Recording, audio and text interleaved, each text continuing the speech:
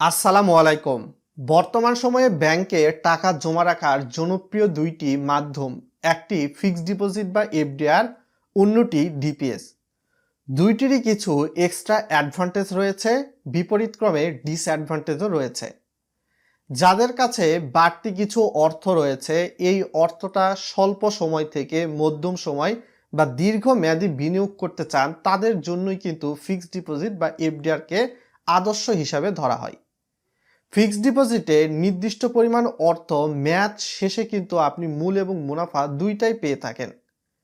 আর এই ফিক্সড ডিপোজিটের মেয়াদটা সাধারণত দেখা যায় ব্যাংক ভেদে 1 মাস থেকে শুরু করে 3 মাস, 6 মাস, 12 মাস, 2 বছর, 5 বছর বা 10 বছর মেয়াদীও হয়ে থাকে। ভিডিওটি ইনফরমেটিভ হচ্ছে, তাই অবশ্যই রিকোয়েস্ট করব ভিডিওটা লাইক করে দিবেন, চ্যানেলে নতুন দর্শক হয়ে থাকলে সাবস্ক্রাইব করে দিবেন বন্ধুরা। সাধারণত ফিক্সড ডিপোজিট বা এফডিআর করলে অনেক ব্যাংক কিন্তু 90% পর্যন্ত এর বিপরীতে ঋণ বা কর্জ সুবিধা দেয়। আবার অনেক ব্যাংক ফিক্সড ডিপোজিটের বিপরীতে ক্রেডিট কার্ডের সুবিধাও দেয়।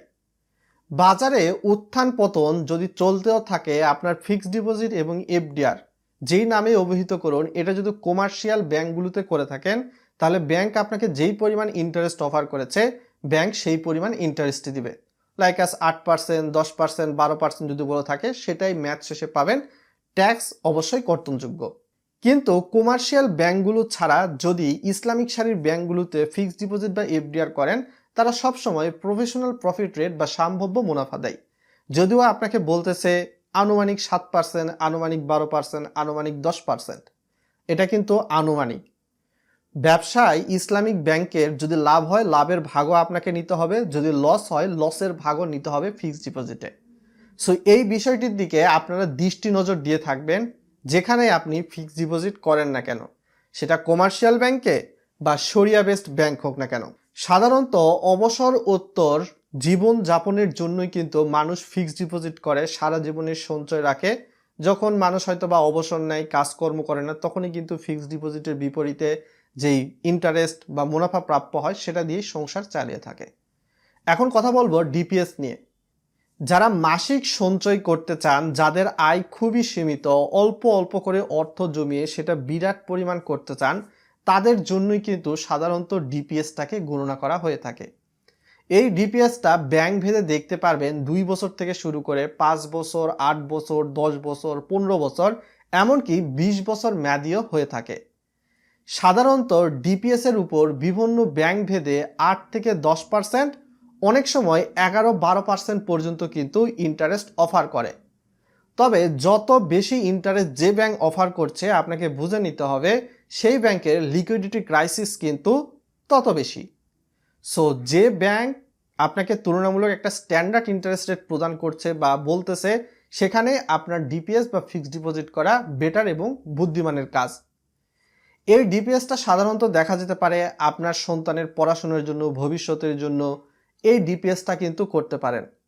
আর ডিপিএস এর বিপরীতেও কিন্তু সাধারণত দেখা যায় আপনার জমা অর্থের বিপরীতে 80 থেকে 90% পর্যন্ত ঋণ বা কর্জ সুবিধা দিয়ে থাকে, সাধারণত ডিপিএস এর মেয়াদ 1 বছর পূর্তি হয়ে থাকলে।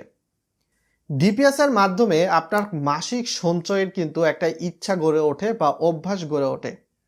আর এই ডিপিএসটা করলে অবশ্যই আপনারা 2 বা 3 ভাগে ডিপিএস করবেন। সাপোজ দেখা গেল আপনি হয়তোবা 5,000 টাকার একটা ডিপিএস করতে চাচ্ছেন। আপনি 5,000 টাকার ডিপিএস একবারে না করে 2,000 টাকার একটা করুন, 3,000 একটা করুন। আমি 2 ভাগে ভেঙে ফেলুন। বা আপনি 2,000, 2,000 আর একটা হচ্ছে 1,000 টাকার ডিপিএস করুন। ডিপিএস আপনি যখনই করতেছেন, মেয়াদ শেষ হয়ে গেলে কিন্তু এখান থেকে আপনি ইন্টারেস্ট পাচ্ছেন। ইন্টারেস্টের অর্থের উপর গভর্নমেন্টকে কিন্তু ট্যাক্স দিতে হচ্ছে। এফডিআর এর বিপরীতেও কিন্তু আপনাকে ট্যাক্স দিতে হয়, মুনাফার অর্থে, মূল অর্থে নয়। অ্যাকাউন্ট করার পরবর্তীতে যদি আপনি রিটার্ন স্লিপ জমা দেন, তাহলে 10% হারে টিডিএস বা ট্যাক্স কাটবে সরকার। আর রিটার্ন স্লিপ যদি ব্যাংকে জমা না দেন, তাহলে 15% হারে টিডিএস বা ট্যাক্স কিন্তু কেটে থাকবে। সো এখন সিদ্ধান্ত আপনাকেই নিতে হবে, আপনি এফডিআর নাকি ডিপিএস করবেন। এবং যেখানেই যে ব্যাংকেই এফডিআর ডিপিএস করুন না কেন, নিজে সদায়িত্বে সেই ব্যাংকের আর্থিক অবস্থা সম্পর্কে জেনে নিয়ে তার পরবর্তীতে কাজ করবেন। অন্যের কথায় প্ররোচিত হয়ে এফডিআর বা ডিপিএস ইচ্ছা মতো করবেন না। সাধারণত এফডিআর তাদের জন্যই যাদের কাছে বাড়তি কিছু টাকা রয়েছে। আর ডিপিএসটা তাদের জন্য যাদের আয় সীমিত, স্বল্প করে আয় করতে চান। এফডিআর বা ডিপিএস করার জন্য গ্রাহকের কি লাগবে?